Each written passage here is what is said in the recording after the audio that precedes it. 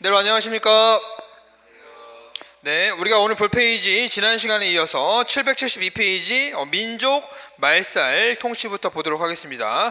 이른바 이제 3, 40년대 일본이 민족 말살 통치를 실시했던 그 시기가 되겠죠. 그럼 이제 이른바 이게 실시가 되는 게 일본의 뭐 때문입니까? 일제히 대륙 침략 때문에 이것이 일어나게 된다. 일제히 대륙 침략하면 여러분들 이게 딱 나오는 순간 무조건 머릿속에 세 가지를 떠올리셔야 돼요. 첫 번째 1931년 만주사변. 이제 얘네가 뭘 수립합니까? 중국의 마지막 황제가 이제 청나라 황제 푸이라고 하는 황제인데요. 그 푸이라는 황제를 데리고 와서 일본이 만주국의 황제로 임명을 시켜요. 그러니까 웃긴 거지. 중국의 나라를 일본이 임명한다? 그러면 이 나라가 정통성이 있을까요, 없을까요? 당연히 없겠죠. 그렇죠? 이게 만주국 수립이 되는 것이고요. 누굴 데려온다고요? 중국의 마지막 황제 누구? 푸이. 푸이를 데려가서 여기 임명시킵니다. 그래서 우리 흔히 말해서 이제 이 만주국을 학계에서 뭐라고 하냐면 괴뢰 정부라고 얘기해요. 그럼 정통성이 있다 없다? 없다라는 얘기인 거죠. 그렇죠? 31년 이게 있고요. 그다음에 1937년에 일본이 미쳐가지고 중국 본토를 때립니다. 이게 이른바 중일 전쟁이 되겠죠. 그리고 1941년에 일본이 여러분들 미국의 해군 전초기지였던 어디를 기습 공격하면서, 그렇죠, 진주만, 우리 영화에도 있지 않습니까? 진주만을 기습 공격하면서 일본이 태평양 전쟁을 일으키죠.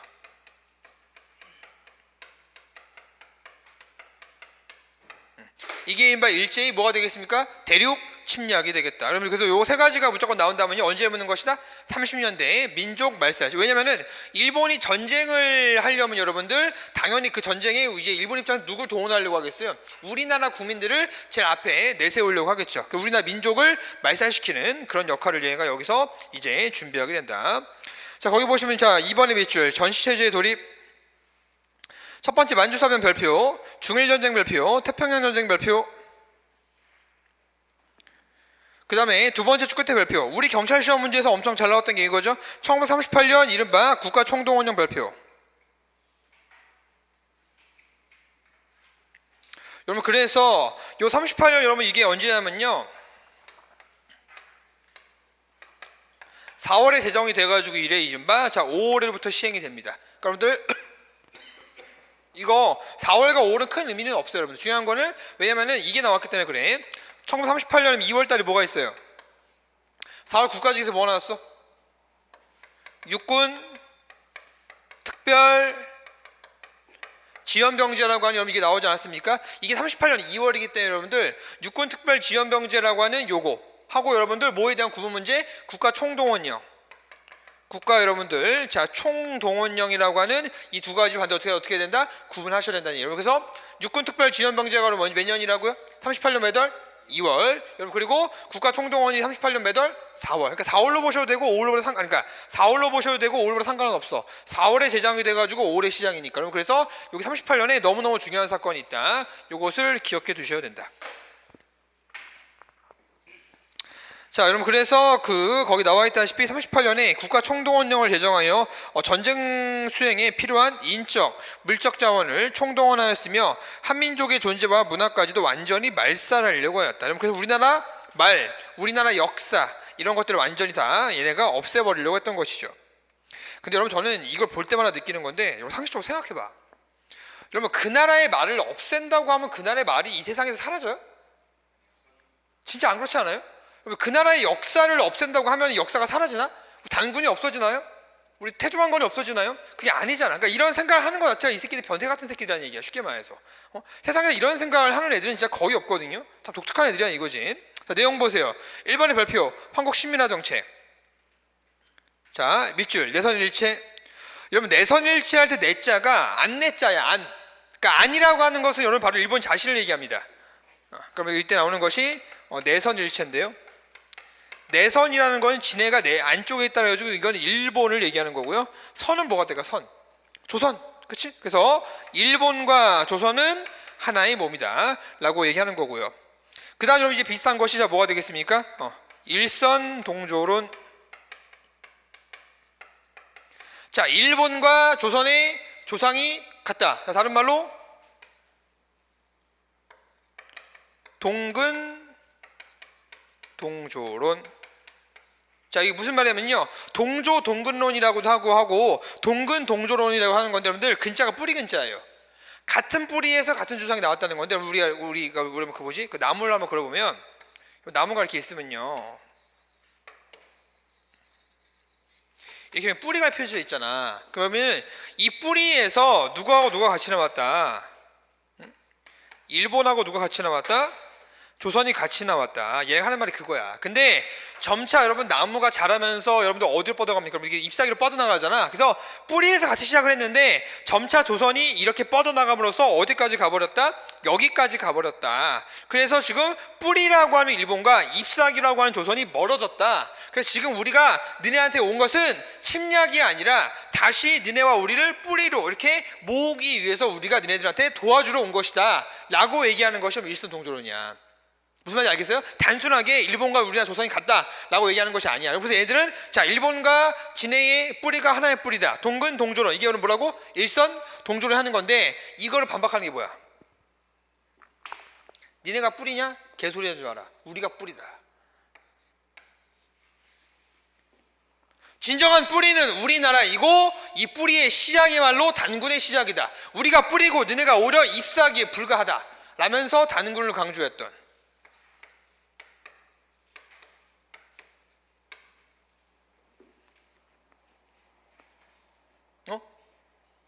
뭔지 알겠어? 이걸 여러분들 불합문화론이라고 하는 거예요. 여러분들 그 일본의 정체성론 비판한 게 뭐야? 사회경제 상황인 거 다 알고 있어. 백나무네. 그렇죠? 근데 이거는 왜 몰라? 이것도 알아야 된단 말이에요. 그래서 우리가 진정한 뿌리다. 자, 무슨 말이냐? 함자가 뭐야? 함? 포함. 속해 있다 얘기야. 그러면은 안일 불자가 붙어 있으니까 포함되어 있다, 포함되어 있지 않다. 그렇지, 포함되어 있지 않다. 우리가 너네 뿌리에 포함되어 있지 않고, 우리가 진정한 뿌리고 너네가 뭐에 불과하다? 잎사귀에 불과하다. 그래서 우리 민족의 뿌리는 뭐다? 단군이다. 그래서 단군을 강조했던 것이 여러분 이른바 이 분한불안론이에요. 자, 누가 주장했을까요? 힌트, 육당. 이번에 호가 육당이야, 육당. 해외계 소년에게 최남선이 되겠습니다. 분명 내가 얘기했어. 우리 심화과정이다 얘들아. 깊은 내용을 많이 배운다잉. 잘 알아둬야 돼.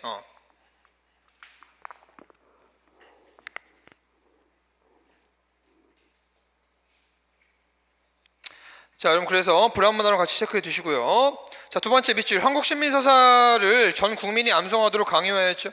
그렇죠? 그 다음에 신사참배 밑줄, 신사참배와 아침마다 일왕이 있는 도쿄를 향해 감사의 절을 올리는 또 모두 있었다? 궁성여배도 있었다. 그 다음에 그 아랫줄에 1940년에 창씨개명 발표. 여러분 이때 창씨개명이 이제 일본식으로 이름을 바꾸는 거잖아. 여러분 그래서 일본식으로 우리나라가 이름을 바꾸면 네 글자가 붙어요. 네 글자. 여러분 우리나라 그래서 이토이로 부분을 우리말로 표현 뭐라 그래? 이토이로 부분을 우리말로 하면은 이등방문. 그치? 도요토미 히데요시를 우리말로 하면 뭐라 그래? 풍신수길. 그렇게 얘기하잖아. 똑같아요. 그래서 우리도 네 글자로 바꿔야 되는데, 당시 여러분 어떤 일화가 있었냐면요, 부모님이 지어주신 이름이잖아. 그치? 그러다 보니까 너 분노가 되는 거야. 너 화가 나는 거야. 절대 일본식 바꿀 수가 없다. 하지만 안 바꾸면 죽잖아. 그러니까 내가 일본식으로 이름을 바꾸면 견자웅손이다. 이렇게 바꾼 사람이 있어요. 자, 견자. 내가 개자식이고 개견째 아들 자자잖아. 내가 곰의 손자다.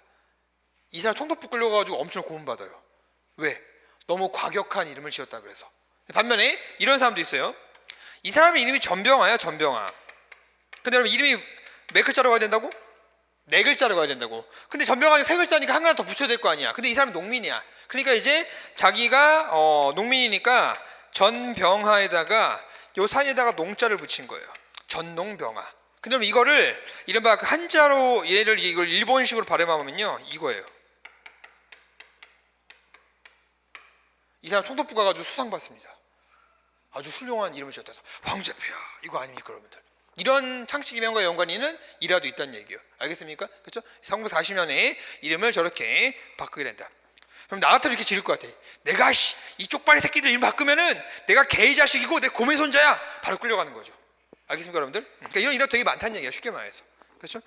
그러니까 얼마나 화가 났으면 저렇게 짓겠어요 여러분들. 그렇죠? 저런 것도 같이 알아두시고, 그 아래 줄의 별표, 자, 동아일보와 조선일보 등 언론마저 폐간되었다. 자, 알아두시고, 그럼 그 다음에 밑에 실력 올리기 체크. 다음 페이지, 자, 2번에 인적 물적 자원의 수탈, 자, 강제징용, 그 다음에 여러분들 징병, 정신태 동그라미 이야기 좀 이따 하기로 하고, 우리 민족을 전쟁에 도원하였고 전쟁 물자의 조달을 위해 공출을 위하여 쇠부치, 금부치 등과 식량을 수탈해갔다. 흔히 말해서 싹 다 빼앗았던 게 이거 아닙니까? 그렇죠? 패전 후에는 리큐나 중국 하이난 섬 등지에서 한국인을 대량 학살하기로 했다. 플러스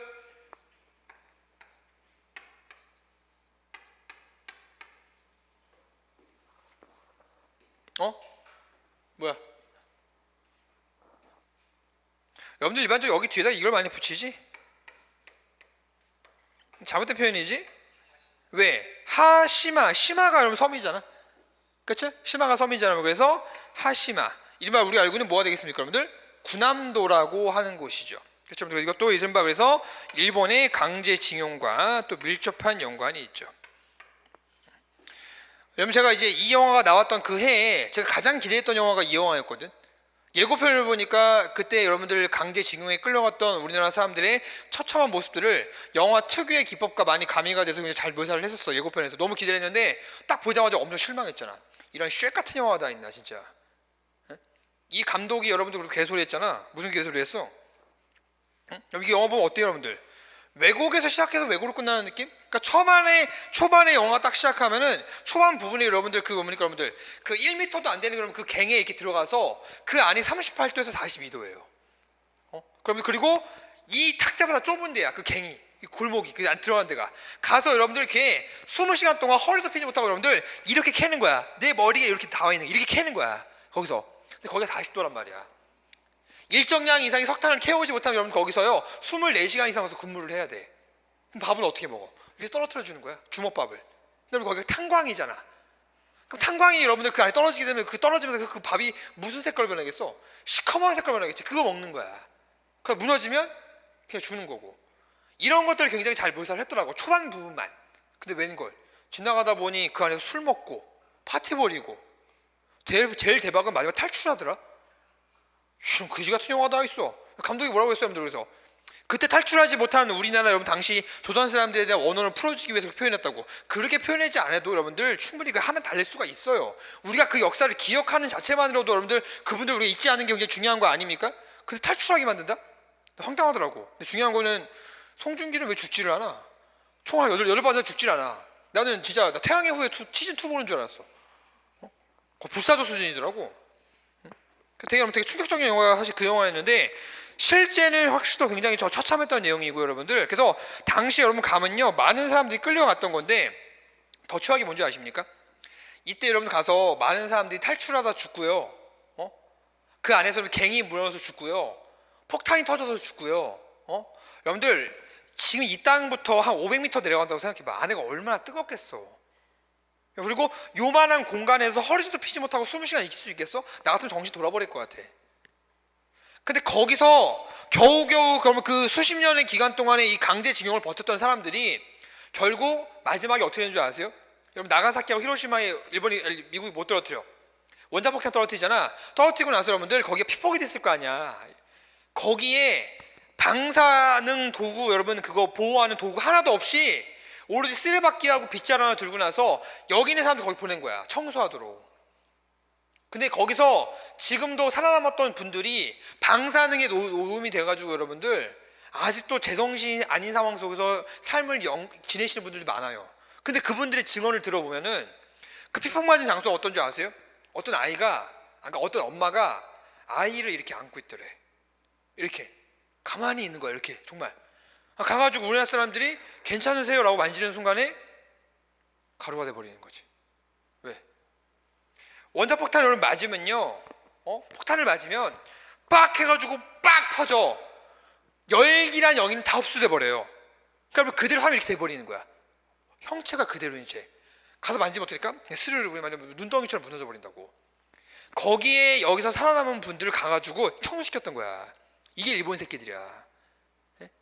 근데 이거를 일본이 여러분 몇 년 전에 유네스코 문화유산에 등재를 했죠.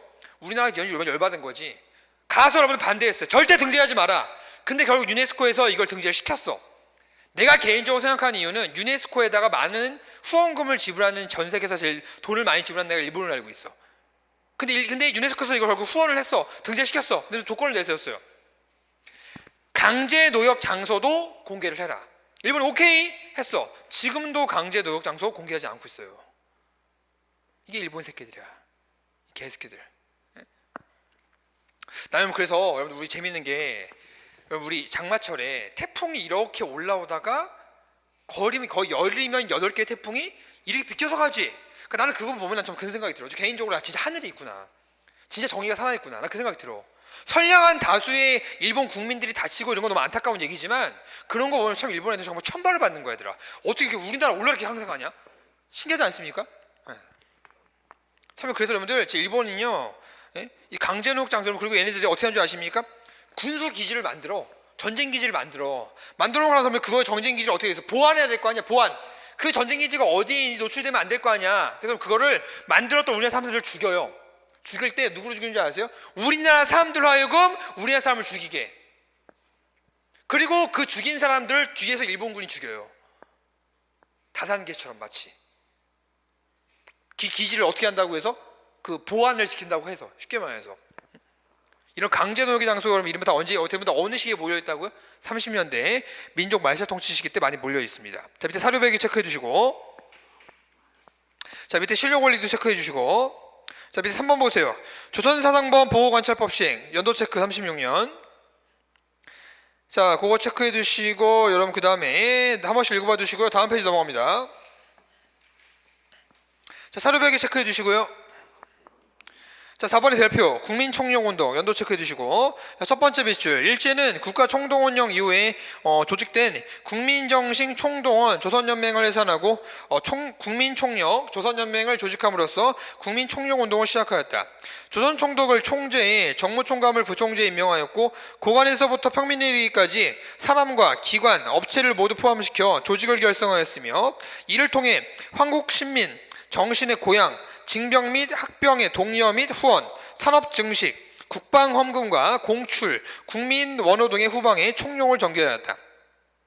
연도 체크해 주세요. 반드시 연도 체크. 1942년이라는 거. 그래서 이거야. 시즌 1 이거야. 시즌 1. 시즌 1이면 국가 총동원령이고요. 시즌 2가 그거야. 국민 총력 운동이에요.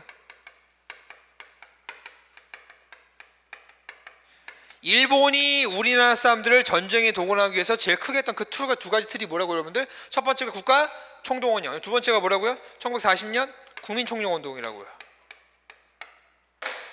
여러분들 이거는 기억과 니은 같이 묶어서 나올 수가 있다는 얘기야. 알겠습니까? 기억과 니은 이런 식으로 꼭 기억해 두시고, 자 밑에 실력 올리기 체크해 주시고요. 자 그럼 이제 3번 5번에 지방제도 제정. 일제는 자 표면적으로 지방분권 실현을 명분으로 도제, 부제 및 면제를 개정하였고요. 도평의회 밑줄 도평의회를 도회로 나누어 의결기관을 하면서 3분의 1은 도지사 임명을 통해 3분의 2는 부의원, 회의원, 면협의회 회원의 간접선거에 의해 구성하였다. 특별한 내용은 아니고요. 자 다음 페이지 6번에 1930년대 일제 경제수탈 보세요. 자 거기 보시면 자 2번 밑줄 중공업 정책 실시 중공업 아무래도 여러분들 그 전쟁 물자를 만들려면은 경공업보다 뭐가 중심이겠어? 중공업이 중심이라는 걸 알 수 있겠죠. 그다음 밑에 흥남 질소 비료 공장 연도 체크 하나 체크해 두시고, 그다음에 이번에 전기 보시면요 1930년대 초반부터 중반까지 거기 보시면 체크해야 될 거. 자 여러분 쭉 보시다가 자 밑에서 5번째 줄에 만주사변 밑줄, 그 다음 여러분들 거기 만주사변 밑으로 두 번째, 그러니까 밑으로 두 줄 내려오세요. 저 경공업 중심 밑줄. 여러분 그게 무슨 말이냐면요 1930년대 중반까지는 경공업이야. 경공업인데 그 다음 페이지 보세요. 그 이유가 되면 여러분들이 중화업으로 바뀝니다. 자, 세 번째 줄 별표 그 다음 줄에 그 다음 페이지에 중일전쟁 이후에 전쟁 수행을 위한 병참기지화 정책에 이르러서는 중화업 별표. 그래서 30년대 중반 이전까지는 뭐 경공업인데 중일전쟁 이후부터 뭐로 바뀐다고? 중화학. 요거 지역적인 문제 나올 수 있어. 그러면 일반적으로 1930년대라고 하면 뭘 꼽아야 돼? 1930년대까지라면 일반적으로 중화학을 꼽는데 요거를 구분하는 문제가 여러분들 자 뭐를 기점으로 이른바?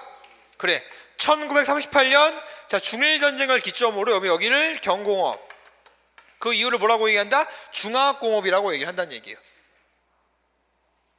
뭐 잘못 얘기했냐? 아 잠깐만 왜 이래 내가 국가총동원 헷갈렸다 얘들아.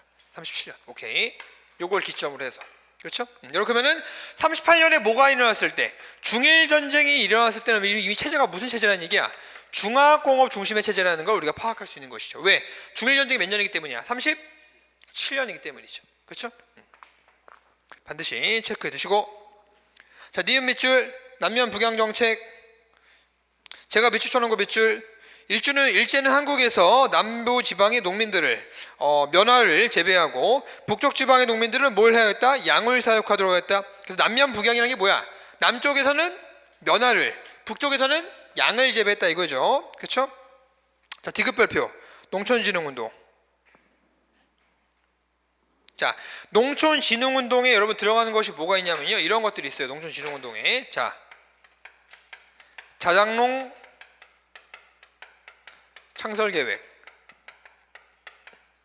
그 다음에 조선 농지령 등 이런 것들이 여러분 거기 나와 있는 농촌진흥운동에 들어간 내용이에요. 자 말은 어때? 우리나라 자영농을 창설해 주겠다. 조선 농지령을 통해서 조선 사람들이 땅을 갖게 해주겠다 라고 좋게 써놓고서 실제로 이걸 뭘 무마하는 것에 불과하다? 우리나라의 소작쟁이를 자 무마시키는 것에 결국 불과하다는 얘기예요. 이게 뭐라고? 농촌진흥운동이라고. 농촌운동의 세부적인 내용이 뭐가 있다고? 자장농 창설계획 그 다음에 조선 농지령 그래서 이게 다 뭐라고? 농촌진흥운동의 일환이라고요. 알겠습니까? 언제라고? 1930년대. 뭔가 하면 느낌이 되게 우리가 했을 것 같잖아. 그치? 단어가 긍정적이잖아. 자영농 창설계획 조선농지령 뭔가 우리가 했을 것 같잖아. 절대 아니라고. 일본이 했다고. 일본이. 알겠습니까? 반드시 여러분들 이거 같이 알아두셔야 된다.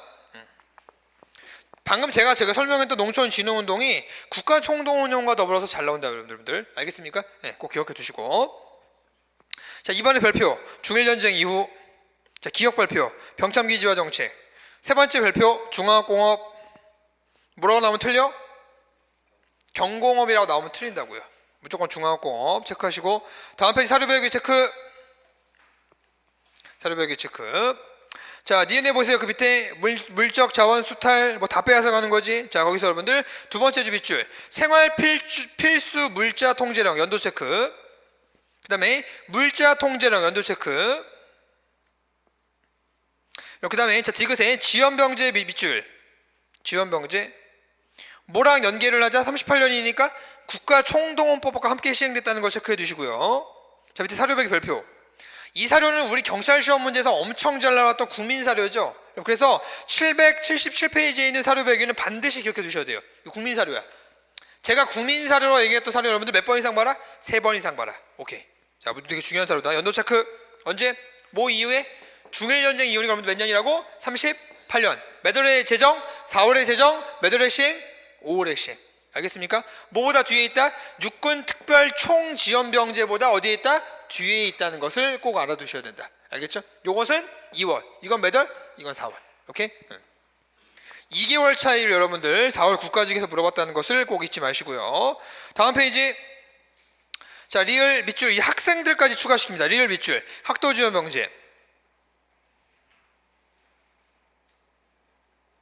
여러분 그러니까 이 자식들이 하는 걸 봐봐요. 여러분 지원병제가 몇 년이야? 응? 지원병제가 몇 년이야? 1938년이죠. 이거에서 파생되는 것들은 그 다음 있는 거예요. 자 누구 추가? 학생 추가. 학도 지원병제. 그 다음에 이제는 어떻게 되는 거야? 이게 강제로 끌고 가겠지? 강제 징병제. 그럼 하나 더 뭐 있습니까? 그 다음에 국민징용령.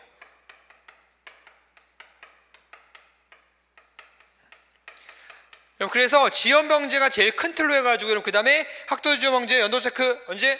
1943년. 강제 여러분들 징병제 몇 년? 1900 언제? 1944년. 그 다음에 국민징용령 몇 년? 1939년. 여기 순서 문제 나온다면 여러분들 기본적으로 제일 큰 틀이 뭐가 먼저 들어가야 되겠을까? 그렇지, 지연병제가 들어간다는 얘기야. 지연병제. 그래서 이렇게 정리해 두시면 조금 여러분 암기할 때 도움이 될 거예요. 무작정 외우지 마시고.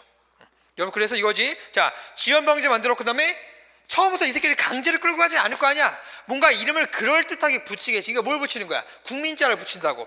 야, 국민증응령. 그처럼 그 다음에 이제 누구도 나가 싸우자. 어른들도 나가 싸우니 누구도 나가 싸우자. 학생들도 나가 싸우자. 세 번째. 그 다음에 안 나가는 사람도 있을까 없을까? 있겠죠. 그러니까 강제를 끌고 가는 거지. 이렇게. 그래서 이 파트를 여러분들 이렇게 외우시면 되는 거야. 자, 제일 큰 틀이 여러분 뭐라고? 지원 병제. 여러분 그 다음에 국민징용령을 붙여서 뭔가 그럴듯하게 약간 약간 사기 좀 치고. 그 다음에 누구 추가하고 학생들 나가자고 추가하고 그 다음에는 강제를 끌고 간다. 물론 여러분 이때부터 강제를 끌고 갔다는 얘기는 당연한 내용이겠죠. 이름만 달라지는 것 뿐이지. 그치? 네, 이렇게 같이 알아두시면 되겠다. 자, 시옷 발표. 자, 물어봅시다. 여러분들은 대한민국 국가경영에 참가할 여러분들 경찰 공무원이 될 사람들이에요. 자, 그러면 우리가 올바른 역사 인식, 바른 역사 용어를 쓴다는 것은 누구보다 여러분들 중요한 그런 하나의 이유가 됩니다. 자, 이거와 관련된 용어가 여러분들, 자, 첫 번째 거기 나와 있는 정신대. 자, 두 번째가 종군 위안부. 세 번째가 일본군 위안부. 자, 여기서 올바른 용어는 무엇일까요? 자, 정신대일까? 이건 뭔가 어감상 좀 아니잖아. 그럼 딱 봐도 아닌 것 같지 않습니까? 일본 군인들의 정신을 채워준다. 말만 들어도 혐오감이 확 들죠, 여러분들. 정신대 절대 아니죠? 자, 그 둘 중에 하나입니다. 종군 위안부 아니면 일본군 위안부예요. 자, 종군이라는 건 뭐냐면은 군대를 말 그대로 따를 종자, 군대를 따라갔다는 얘기야. 자, 우리가 죽음을 무릅쓰고 전쟁의 참상을 여러분들 그 가서 취재하는 그 기자들을 종군 기자라고 하지. 종군 기자는 자발성의 의미가 포함되어 있어요. 그들이 원해서 간단 말이야. 자, 우리 할머님들이 원해서 갔어요? 그건 절대 아니지. 아니죠. 이게 여러분들 정확한 명칭입니다. 일본군 위안부라고 하는 표현. 자, 일본군 위안부 여러분들 우리 교재에 자세하게 나와 있지는 않지만 여러분들 그 외적인 내용을 제가 설명을 좀 드립니다. 그럼 제가 대학교 때하고 제가 대학원 시절 때 요거와 관련된 논문을 제가 하루에 제가 일주일 정도 본 적이 있었어요. 이렇게 쌓아놓고 나서 도대체 이게 얼마나 큰 참상이었을까? 일단 알아야 될 거 아니야. 알아야지 일본이 개스키를 깔 수 있는 거 아니야. 보니까 여러분들, 자, 제 지도 교수님이 어느 날 근대사 수업을 하시는데 어떤 사진을 한 장 가져오셨어요. 흑백 사진이었어요. 자, 이런 사진 컷에 그러면 집이 있고요. 이 남자들이 서 있는 거야. 근데 이게 제목을 잘 말씀을 안 해주셨어요. 갑자기 생뚱맞게 딱 가져오신 거야. 그러니까 여러분들 이 사진이 뭔 것 같아요? 라고 당시 여러분들 이제 학부생들한테 물어보셨어. 근데 이거를 만약에 이제 일본군 위안부랑 관련된 수업을 했었으면 당연히 알았겠지. 유추할 수 있잖아. 근데 그냥 딱 보니까 영락 없이 딱 봤을 때 첫인상은 저한테 화장실이었어요. 왜? 집 같은 게 있고 남자들이 서 있으니까. 근데 왜 알고 봤더니 이게 우리 알다시피 화장실 안에 뭐야? 일본군 위안부 처소라는 곳이에요. 자, 여기 안에가 어떻게 돼 있냐? 위에서 본 모습이에요. 여기 문이죠. 들어가요. 들어가면 여러분들 여기 이제 그 책상 같은 게 있고요.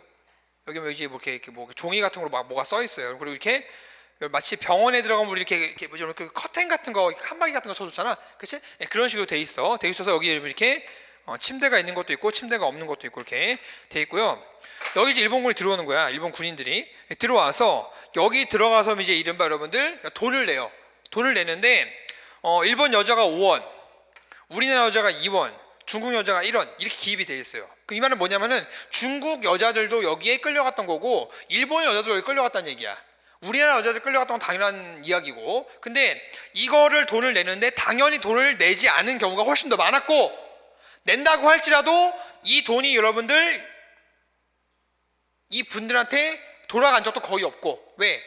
가면은 재워주는 비용, 그 다음에 뭐 숙박 비용, 여러분들 뭐 먹는 비용, 무슨 비용이가 다 제끼다 보니까 오히려 가면 빚만 지는 거야. 근데 내가 여기를 보는데 첫 번째 충격은 우리나라만 여자만 있지 않았다는 얘기야. 제가 이걸 보면서 두 번째 충격받는 건 뭐냐면 여기에요. 설명서라고 써 있어요.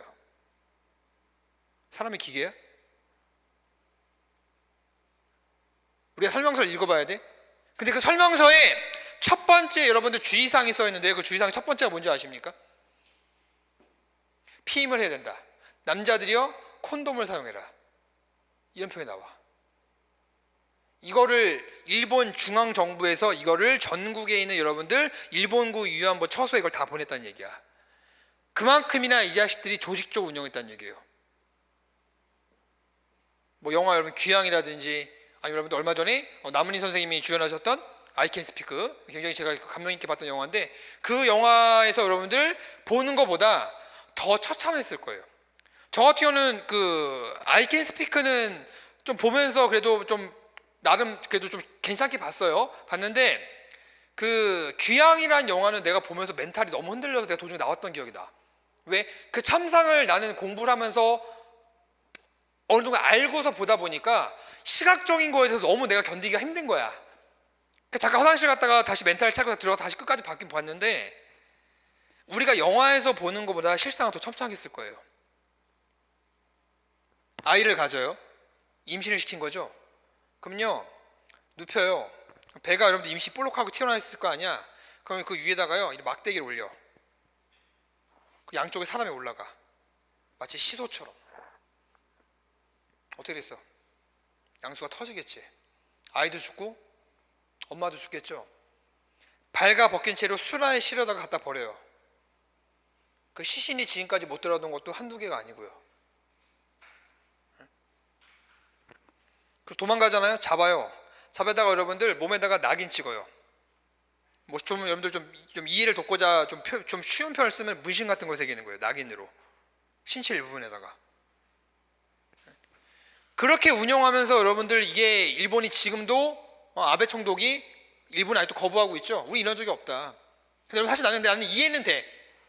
나는 일본의 이 행동이 일본이 그렇게 얘기하는 건 이해는 돼. 하지만 용서는 안 되지. 절대로. 용서하고 싶지도 않고. 일본이니까 일본한테 뭘 기대해. 우리 일본이 잘못했습니다. 다시 안 그럴게요. 이러면 어색하잖아. 근데 일본이 그렇게 나오는 건 이해는 돼. 이 새끼는 병신 새끼들이잖아. 이해는 된다고. 근데 난 진짜 화가 나는 게 뭔지 아세요? 나 일본한테 화도 안 나 이제. 얘는 원숭이잖아.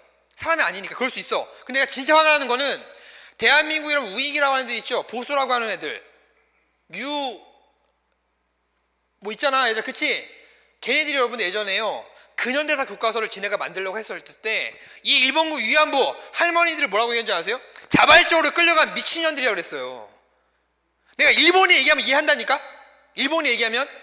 근데 우리나라 사람들이 흔히 지식인이라고 얘기하는 그들이 이분들 그렇게 얘기하는 게 말이 돼요? 자발적으로 끌려간 뭐 미친 뭐라고요? 그래서 난 너무 이해가 안 가는 거야. 이 사람들 정신이 뭐가 박혀 있을까? 어떤 자식들일까? 너무 화가 나는 것이죠. 여러분 제가 대학교 4학년 때 굉장히 추운 겨울이었어요. 한 1, 2월 달이었던 것 같아요. 그때 이제 우리가 좀 있으면 임용을 볼 거고 4학년 때 임용을 보니까 임용을 볼 거고 이제 우리 선생님 될 거 아니냐 해가지고 제가 4학년 때 제 후배를 데리고 1, 2, 3학년 후배를 데리고 제가 수요일 날 뭐 하고 계시죠? 할머님들께서 일본 대사관 앞에서 뭐 하고 계세요? 수요 집회 하시잖아요. 그럼 다 알고 계신 것처럼 그렇죠? 거기 한번 우리 가자. 우리가 명색이 역사학도고 교육학도인데 한번 가자. 그래서 제가 여러분들 청주에서 학교에서 환경해가지고 딱 갔어요. 굉장히 추운 겨울이었어. 근데 그때 할머님들이 잠바에다가 목도리 하나 두시고요. 장갑을 끼지도 못하신 채 그 앞에서 일본한테 진정한 사과를 요구하는 집회를 하고 계신 거예요. 우리가 따뜻한 보온병에다 차 같은 거 타가지고 가가지고 할머니들한테 드리면서 할머니 너무 힘드시죠? 이거 한 잔 드세요 하면서 그 종이컵 따뜻한 그 물을 여러분들 할머니한테 드리면서 그 할머니 손을 딱 잡았었거든. 근데 손이 너무 찬 거야.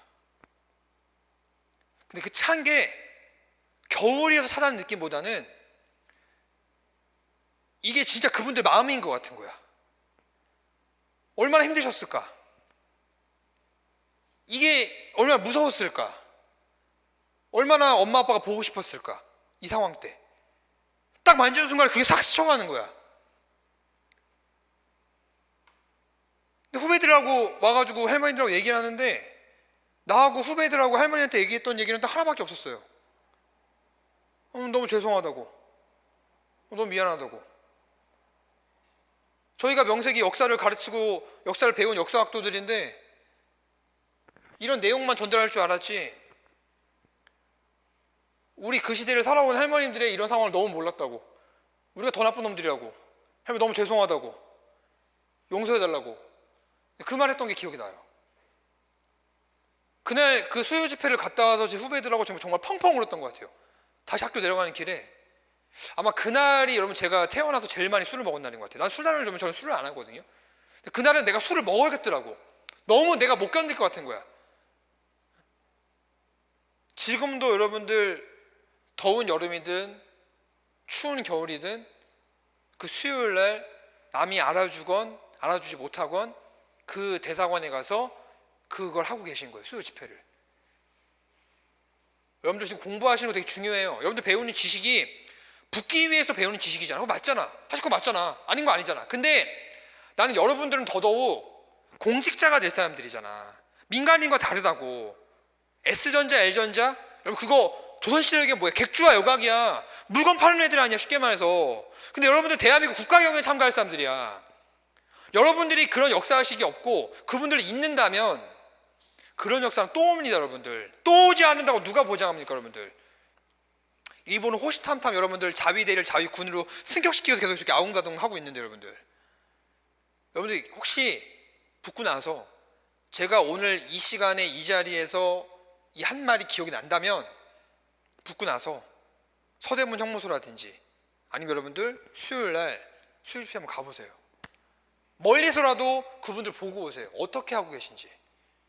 그분들 우리들의 엄마들이고 우리들의 할머니들이잖아요. 남이 아니야. 가면 다 좋아해 주세요. 아주 고맙다고. 더 진짜 여러분들 화가 나고 속상한 이유가 뭔 줄 아세요? 대한민국 여자 평균 수명 나이가 몇 세인 줄 아세요? 78세인가 그래요. 대한민국 여자 평균 수명 나이가. 근데 일본군 위안부 살아계신 여러분들 몇 명 안 되는 분 계시잖아요. 할머님들 평균 나이가 85세세요. 이미 대한민국 여자 평균 수명 나이 78세를 무려 7년이나 8년 이상 넘으신 분들이에요. 이분이 일본으로부터 사과받을 그 날이 얼마 남지 않았다는 얘기예요. 얼마 전에 한 번 또 돌아가셨죠? 이분들이 일본으로부터 그 돈 원하시는 것 같아요. 안 그래요. 그렇게 쓰는 신문사들이 정말 개같은 새끼들이지. 예? 여러분 전 정부에서 얼마? 10억엔? 그거 지나가는 개나 주라 그래요. 당사자들의 합의가 없었던 거 아닙니까? 그걸 자기 정부는 여러분들 취업이라고 위협이라고 하려는 그게 자체가 말이 됩니까? 누구 호구로 보나? 예? 여러분 그래서 여러분들이 배우셔야 돼요. 여러분 그래서 여러분들이 나를 통해서 한국사 지식을 배우고 있지만 지식보다 중요한 건 뭐다? 의식이라는 거, 마음가짐이라는 거. 그걸 꼭 잊지 않았으면 좋겠어요. 우리가 시험용 지식 이런 걸 다 떠나서 여러분들. 그래서 이것을 일본이 지금도 어떻게 하고 있다? 조직적으로 어떻게 하고 있다? 지네가 한 게 아니다. 거부하고 있다는 거. 반드시 여러분 기억해 둡시다. 여러분 그래서 저는 그 I Can Speak라고 하는 영화를 저는 굉장히 감명 있게 봤었는데 그 영화를 보는데 제가 지금도 되게 기억에 남는 장면이 그 장면이야. 여러분 혹시 오늘 기회 있으시면 여러분 밤에 퇴근해서 밤에 여러분들 집에 가시나 주말에 I Can Speak 한번 봐보세요. 난 진짜 그 장면이 되게 우리나라 국민들한테 반드시 뭔가 메시지를 주는 장면을 생각했었거든. 어떤 장면이냐면 여러분들 혹시 I Can Speak 본 사람 있어요? 본 사람 좀 있네. 이게 애국자들이야 진짜. 자, 안 맞다고 해도 얘들아 매국노는 아니다 얘들아 오해하지 마. 아니 기회 있으면 꼭 한번 보세요. 근데 거기서 여러분들 혹시 보신다면은 내가 말한 장면을 꼭 한번 생각해 줬으면 좋겠어요. 자, 그 장면은 어떤 장면이 나오냐? 남은희 선생님이 이제 일본군 위안부로 나오는데 자세한 내 스포 얘기는 하지 않을게. 근데 이분이 이게 부끄럽고 그러니까 숨기고 사셨던 거야. 남은희 선생님이 그 역할에서. 근데 어느 날 이걸 이제 하다 보니까 알려지게 됐어요, 세상에. 남은희 선생님이 이제 일본군 위안부라는 게 알려지게 된 거야. 거기 이제 극 중에서. 그러니까 평소에 동네에서 슈퍼를 하는 동네 아는 동생이 있어요. 여동생이 하나 있어. 동네 동생 친한 사람도 있잖아. 친동생 말고. 근데 계속 그 동생이 남은희 선생님이 일본군 위안부라는 게 알려지고 나서 그 동네에 그 친한 슈퍼 하는 동생이 남은희 선생님을 막 피해 댕기는 거야. 눈이 마주치면 도망가고 피해 댕기는 거야. 그러니까 이제 우리 관객들 입장에서 어때요, 여러분들? 야, 일본군 위안부라고 알려지니까 사람 취급 안 해주는구나. 야, 어떻게 저런 사람이 다 있냐? 이렇게 생각을 했었는데 좀만 시간이 지나고 나서 보니까 그 영화에서 뭐라고 했냐면은 남은희 선생님이 가가지고 그 슈퍼하는 동생을 붙잡아요. 동생, 왜 날 피하는 거야? 내가 일본군 위안부라는 걸 알려주고 나서 내가 그렇게 부끄러운 거야? 내가 창피한 거야? 그래서 날 피하는 거야? 막 뭐라고 합니다. 근데 그 동생이 딱 뒤를 보고 다가 딱 돌면서 남은희 선생님하고 딱 마주치는 신이 나오면서 그 말을 하는 거야. 나 너무 상상도 못했어.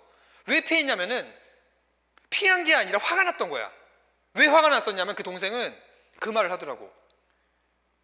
나는 성님하고 그러니까 정말 친한 줄 알았는데 그렇게 힘들고 그렇게 아픈 일이 있었는데 왜 얘기 안 했냐고.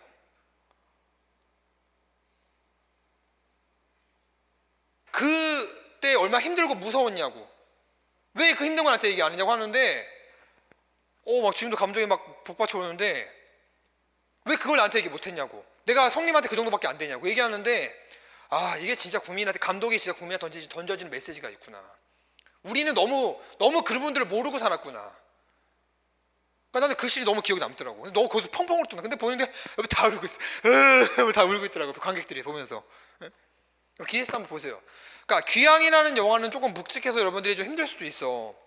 보셔도 당연히 좋은 영화긴 한데, 근데 I Can Speak는 이런 좀 우리한테 힘든 역사를 굉장히 자연스럽게 스며들게 보여줬어요. 그래서 우리가 볼 때는 최소한 정서적으로도 그렇게 힘들지는 않을 겁니다, 여러분들. 근데 힘들어도 봐야 될 영화지. 여러분들 왜? 아픈 역사야. 힘든 역사야. 아픈 역사, 힘든 역사 여러분 모른 척 해야 돼요? 잊어야 돼요? 그건 치욕의 역사입니까? 치욕의 역사고 아픈 역사일수록 우리가 더 기억해야 되는 거 아닙니까? 그래서 나는 내 꿈이 하나 있어. 내가 노량진에서 더 유명해지고 대한민국 여러분들 진짜 흔히 말해서 일타가 되면은 난 진짜 역사교육의 대중화를 위해서 난 진짜 더 많이 노력하고 싶어. 정말. 영리적인 목적이 아니라 난 진짜 대한민국 역사를 더 많이 노력을 하고 싶어요. 내 마지막 목적의 꿈이 그거야. 물론 여러분들 그때쯤 됐을 때 여러분들 어디 갈까요? 여러분 현장에 가가지고 범인 개새끼야! 거기 서라! 그럼 범인 너 같으면 거기 있었겠냐? 이런 상황에 여러분들 가 있겠지. 현장에 가 있겠지. 난 열심히 노력할 동안. 그치? 예. 여러분 그래서 이 아픈 역사라도 우리가 반드시 기억해 줬으면 좋겠어요. 알겠습니까? 여러분 그래서 자, 맨 끝에 별표 치세요. 전쟁으로 인한 여성 인권 유린에 대한 책임을 일본은 지금도 외면하고 있다. 그렇죠? 내가 얘기했잖아. 이 새끼를 이해는 된다니까. 용서는 하고 싶지 않다는 거죠. 그렇죠? 네. 실력 올리기 체크. 여러분 그래서 주위에서 여러분들 혹시 잘못된 표현을 쓰고 있는 사람이 있으면 여러분들 바로 잡아주세요. 알겠죠? 일본군 위안부. 자, 사료배기 체크. 자, 사료배기에서 여러분들 첫 번째 사료에서 첫 번째 밑줄 지연병 보낸 칠판 지연병 보낸 이거죠? 세 번째 여러분들 정신대 보낸 그렇죠? 이거 체크해 두시고 그리고 그 아래 줄 밑줄 금부치, 쇠부치, 밥그릇마저 모조리 긁어갖고요. 이거 다 가져가 녹여가지고 뭐 만든다 그랬어? 총 만든다고 하지 않았습니까? 일본이 이랬던 거죠, 여러분들 그렇죠? 자, 그 다음에 맨 끝에 줄 밑줄 이름 석자 읽고서 창시 개명. 그럼 여러분 그러니까 이 사료는요 기역, 니은, 디귿, 리을에서 나올 수 있는 내용이 너무 많은 거야. 무궁무진한 거죠, 여러분들 그렇죠? 네, 반드시 알아두시고. 자, 이형이 여러분 근로보호대 한번 읽어봐 주세요. 근로보호대. 자, 그 다음에 다음 페이지 여러분 밑에 7번에 일제식민정책의 폐단. 자, 한국의 발전에 저해했죠. 자, 밑줄 일제식민지 정책은 한국의 자주적 근대화와 발전에 막대한 지장을 초래했다. 당연한 거죠. 이번에 식민통치를 위한 수단으로서 밑줄 모든 정책이 일제의 식민통치를 위한 수단으로 계획되고 집행되었으며 시설의 설비 투자 역시 우리를 위한 것이 아니라 누굴 위한 것이었다? 그들이 우리를 식민통치하는 곳에만 이른바 사용되겠다는 것을 우리가 너무나도 잘 알고 있다. 그래서 이번 시간에는 1930년대 민족 말살 통치까지 봤고요. 우리 잠깐 쉬었다가 이제 우리 좀 이렇게 약간 우울한 거 배웠잖아. 아픈 역사 배웠잖아. 우리 이제 뭐 배워야 돼? 우리 반격도 있자라니까 않겠습니까? 우리 반격이었던 3.1운동과 대한민국 임시정부대에서는 잠깐 쉬었다가 살펴보도록 하겠습니다. 잠깐 쉬었다가 합니다.